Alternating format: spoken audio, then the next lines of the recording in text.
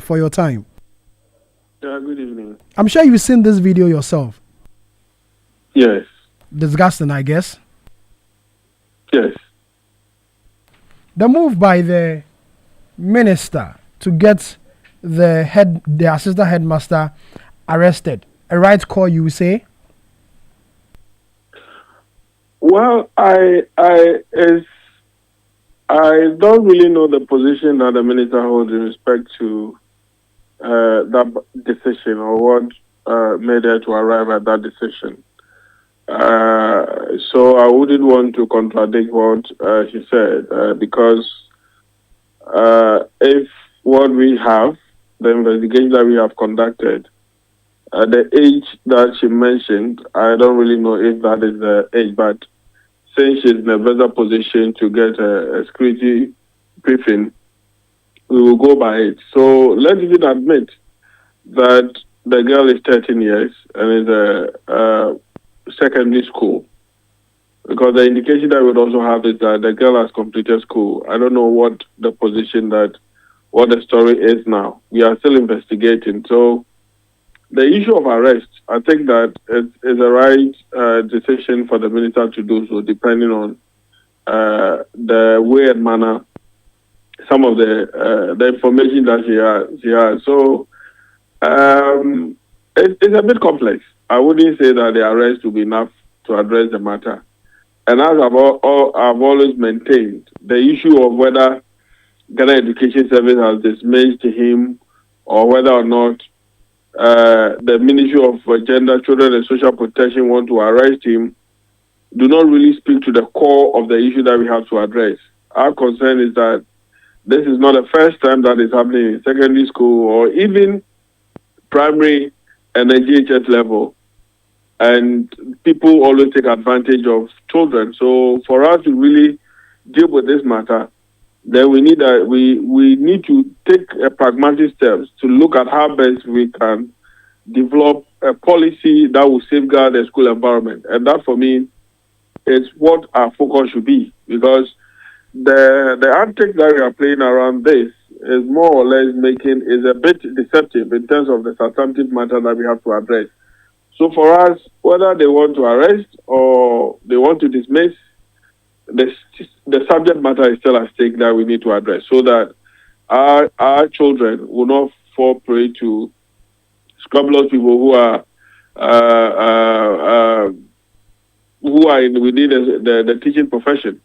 So for me, that is what I'm looking at. But whatever step that they want to take, I think that they can do so. But from our end, we think that the real issue must be tackled. The policy, as you mentioned, does it mean currently we don't have such a policy to protect our children in schools?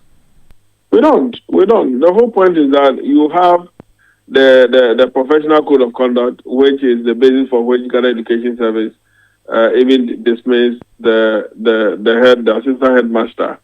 And if you look at the letter that they drafted, and you look at the past letters that they've also drafted, it's just the same. It's just that the only thing that you see is that different people signing the letters. Then again, we don't have a safeguarding policy in our schools. So individual schools determine, and depending on the religious inclination or the belief of the school, that goes to the extent of determining the kind of punishment that you need to go. So if it's a Methodist school, they determine the kind of punishment. Is a Presbyterian or a Pentecostal, they determine. But I think that as a country, we need to have a very comprehensive safeguarding policy to deal with some of these issues, so that punishment can be ascribed to it. Because if you go to advanced country, for instance, if this teacher has conducted himself in that manner, the safeguarding policy prescribes how you need to be treated as a teacher, irrespective of whether you'll be sacked or dismissed. You will still face the substantive law, so that people don't just think that they can take advantage of children, and then when we are using their professional code of conduct, then it means that we are dealing with the matter. I think that it's a bit deceptive. So let's speak to the core issues in terms of how we can prevent professionals who have been given the mandate to teach our children, and for this matter, the old children standard of care, and how they can live up to expectation. That, for me, will deal with the matter rather than we saying that we've dismissed or we saying that we want to cause an arrest. Well, they are positive, but the substantive issue must be dealt with, and that for me is where our attention should be. Mr. Appiah, what will make an assistant headmaster, have such a relationship with a student brought under your care, to ensure that the person gets the education that is required? What will make such a headmaster or even an assistant headmaster do such a thing? Yeah, because there's nothing to deter him or there's nothing to remind him that what you are doing is against the law. And you see, there are a lot of things that people take for granted. So for instance, somebody will say that, okay, if a child is above the age of 16 years, the law says that the child can give consent. So people think that, okay, you're under my care, you're above 16 years. So we are in a relationship and you have consented to it. For that matter, it's okay. But we have also forgotten that as a professional teacher, you owe the child a standard of care. And the only thing that can give meaning to that standard of care is when we have a safeguarding policy in our schools.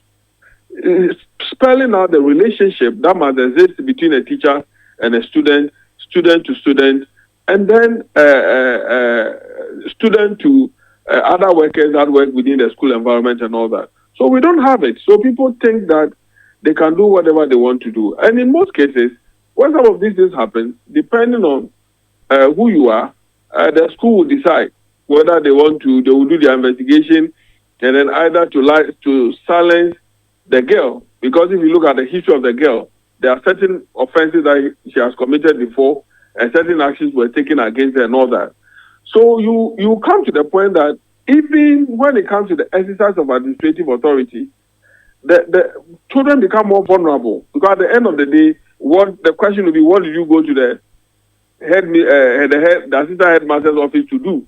Those are the things that will rather be answering, rather than dealing with the issue of how students and teachers must develop their relationship. Because at the end of the day, the state has the education strategic plan.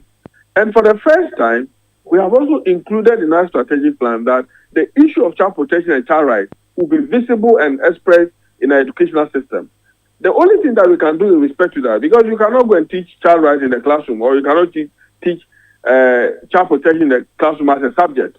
The way you can also do that, for it to be visible, for people to respect the best interest of children, is to make sure that your safeguarding policy speaks to every single person that works in that environment.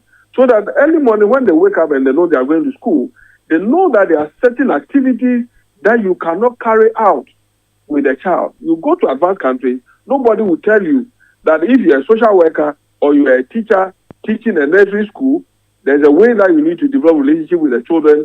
If you are teaching at the primary school, there's a way that you can handle the children. And if you're also teaching at a higher level, there is a way that you need to develop relationship with our children. But in our case, we have just given them a blanket check and they are deciding what to do with it, to the extent that teachers can be bold enough to give it a title that when you are taking care of chicken, or you are taking care of animals, you definitely would want to catch one to consume. So these are things that for me are not going on well. So the issue of arrest, the issue of dismissal is not really addressing the subject matter that we have to address in our schools. And that is where we need to draw the attention of the authorities to, so that they will take pragmatic steps to deal with some of these things, so that we can make the school environment conducive and safe for development of our children. Because children are going through a lot. And where I said there are a number of cases that have come to us, when you go and you want to follow up, you hear that they have transferred the teacher to another school, and you cannot even trace where the teacher has been transferred to for you to go and initiate the action that you want to take and all that. So these are things that are happening. And we can only bring some of these things under control when we have a social protection policy or a safeguarding policy that is guarding the way and manner our school system needs to be regulated and what we can do to our children. Appiah, finally, before I let you go, when this issue came up, I saw people write on social media that, really, this is not the first time we are seeing this. And so why are we so worried about it in any way? How do you react to people, those people who... Because it has become a norm, and society is gradually accepting it, that the child is always wrong. And that is painful. Because there are instances that children don't even have the right to even defend themselves in the presence of anybody. Because when the committee is set up, it's made up of teachers. There's no any social worker in there. It's not an independent body. Because at the end of the day, whatever happens, even if the teacher is at fault or if the adult is at fault, we tend to blame the child for having a bad behavior. That is why those things are happening to the child. But in our laws, there is no single child that you can describe as having a bad behavior. Anything that happens to children, the law is so clear on it that they have shown a deviation. And for us to correct that deviation, there's a path that you have to put the child on. And those paths, we have not clearly defined those paths. So people tend to do things on their own. So if you come and tell me that the child is at fault, or the child needs to be blamed, or it is normal, then probably you don't even know the existence of the law that protects the interests of children. Because there are a lot of things that, because if you look at the way the video was recorded and the information that we have about the video, it was a bit funny. So we suggest to me that the act itself was something that was in a compromised position. Because if you're a teacher and a child picks your own phone to record you, that probably is something that you have done over and over time. And probably the initial stages, the child might not like it, but with time, she will come to accept the fact that that's a reality and have to go through it. And that is what a lot of children have gone through, and now they are adults, and there are certain things that they cannot handle within their own environment. So we should put a stop to this kind of argument that is normal, and we have to blame the children for this kind of act. We need to protect them, and that is our mandate, and that is what we need to do. And for me, those are the things that we have to stick to. Mr. Appiah, thank you very much for your time. Bright Appiah, the Executive Director of Child Rights International. This is Eyewitness News, coming to you live from our studio here.